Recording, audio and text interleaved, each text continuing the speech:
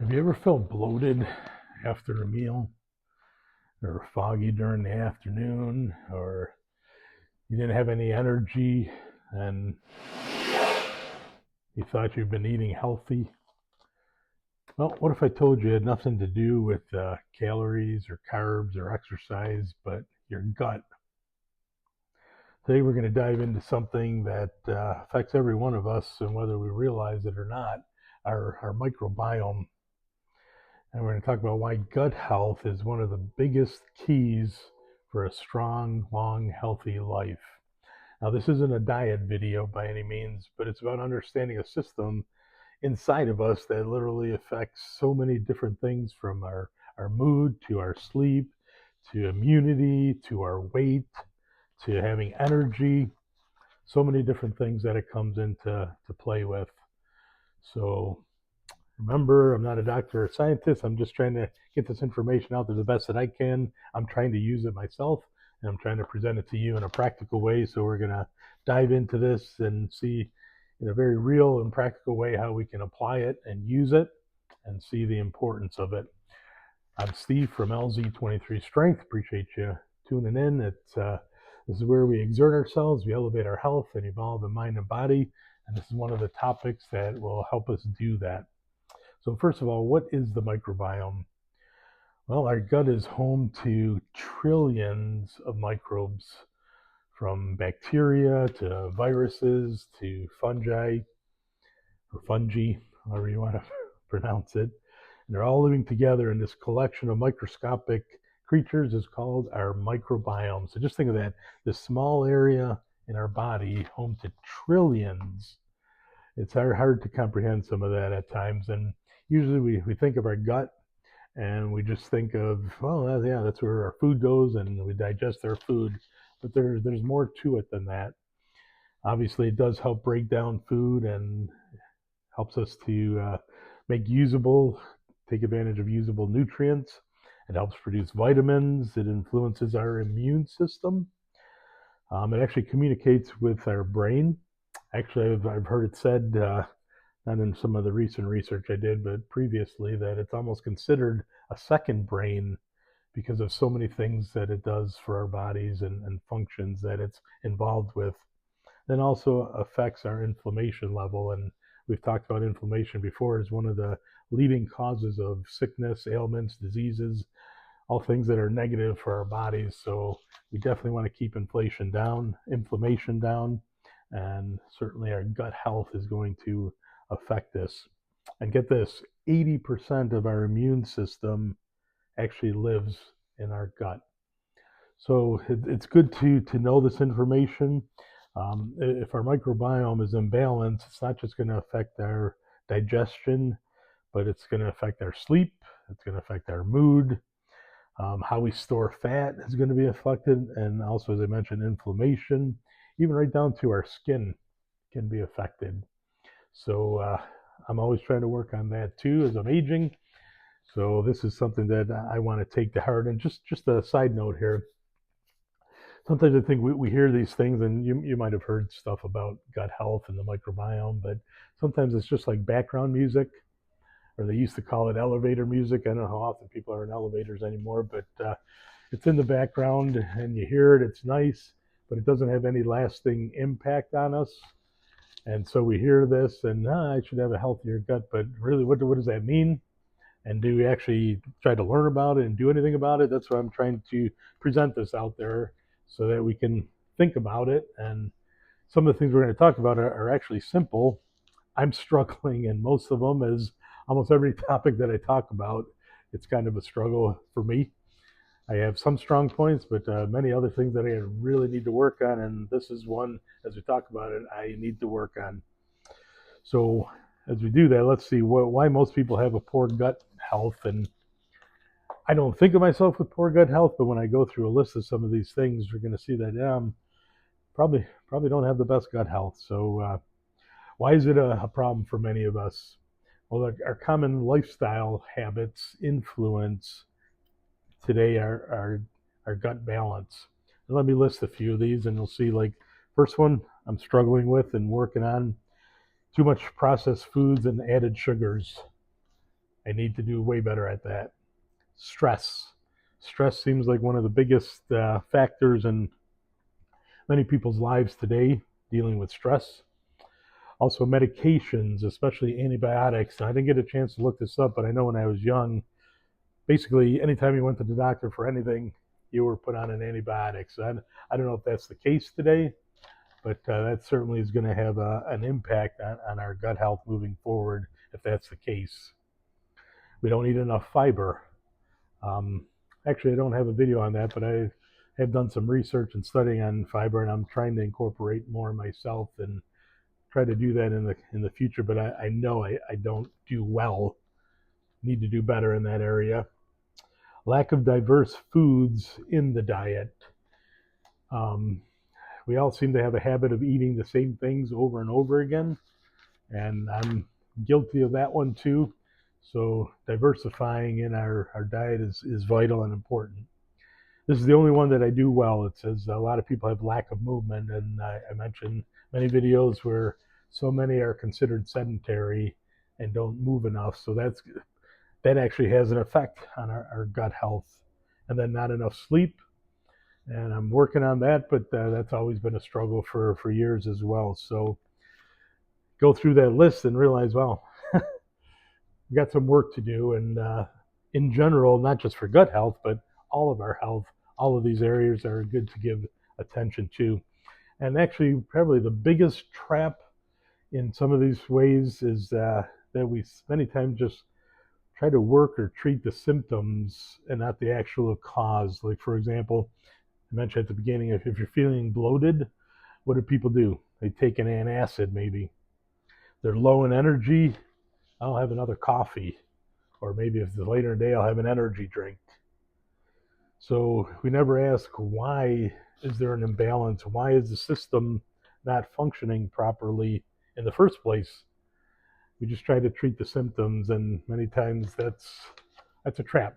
It's not what's best for it. So we need to ask, why is the system out of balance? We look at the list above of some of these things and can we change them and not just try to treat the symptom, but actually the cause.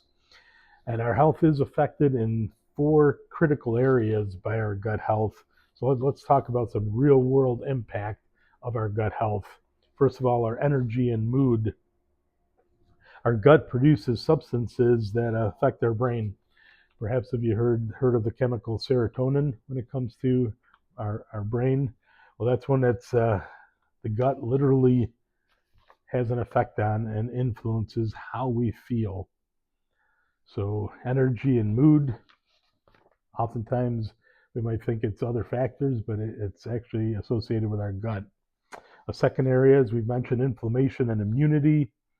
A balanced microbiome helps keep inflammation in check, which is crucial for long-term health and aging. Third area is our weight and metabolism. Different types of bacteria help signal to our body how to store fat, how to use it, to burn it for energy. And that's why 2 people could eat the same amount of calories and yet have a totally different outcome because of what's taking place in the gut. And then finally, digestion and food tolerances. Ever feel uncomfortable after eating certain foods? Well, it might not be the food itself. It could be our gut microbiome, the ecology down there. So all the systems, they're interlinked. That's why gut health matters so broadly, importantly for all of us. So what are some practical tips if we're going to improve our gut health? These are actually things that we could actually do that are relatively simple, again, I'm the foremost sinner in these areas, and I need to do better. I'm going to list 6 of them. 3 of them I do bad at. 3 of them I'm pretty good at. So obviously, there's always some work to do, and I hope you seriously consider it as well. The first one is eating more fiber and diversity. We used that term earlier about diversity. I think of it in a financial way. People are encouraged to diversify their portfolio in a financial structure. The same thing happens in as far as our nutrition and food. We want to have that our food portfolio to be diversified by including many different vegetables, fruits, legumes, nuts, seeds. These are all filled with good bacteria. And when it comes to it, I often say eat the colors of the rainbow, or if you go into a market or in your grocery store where the fruits and vegetables are, there's a million different colors. But we want to eat a whole variety and diversify in the colors that we eat. And even greens, a lot of people say, okay, you eat your greens. Well, there's not just one type of green. If you look, there's so many variations, even of green leafy vegetables and greens that we can incorporate into our diet. And again, these are loaded also with fiber, and we certainly need that. So even things like garlic and onions are excellent when it comes to if it's the probiotic or prebiotic aspect of these things. So keep that in mind. Number 2, include fermented foods. I struggle with this. We have yogurt, which I'll eat occasionally, but I'm not. It encourages live cultures. I'm not great with yogurt, but I can kind of force it down. Something that I've never tried and I hear is challenging is kefir, or also pronounced, I think, kefir. I've never tried it. I'm not good at trying things. I've mentioned that before, but it's something to consider. Sauerkraut. I don't think I would ever eat sauerkraut personally, but kimchi, here's an interesting one. Um, I've bought a few jars over the last few years. Never opened any of them. It's yeah, I have an illness, a problem, but certainly would like to incorporate kimchi. I will try that. I will let you know. Also, kombucha is, I think, another drink, and I've never tried that. But fermented foods is great for our health. And again, I think there's probiotics. I don't know if there's prebiotics in there, but probiotics that can help us. So start small. You don't want to shock your system, but if you're adventurous, maybe you're already doing some of these things. Good for you. And I'm going to try to join you.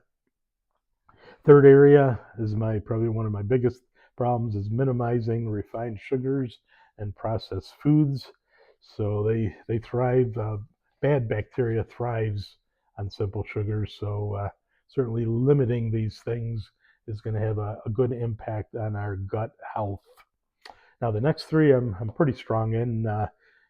Get outside and move. A combination of being outside, and we talked about sunlight in another video, but movement, exercise, vital.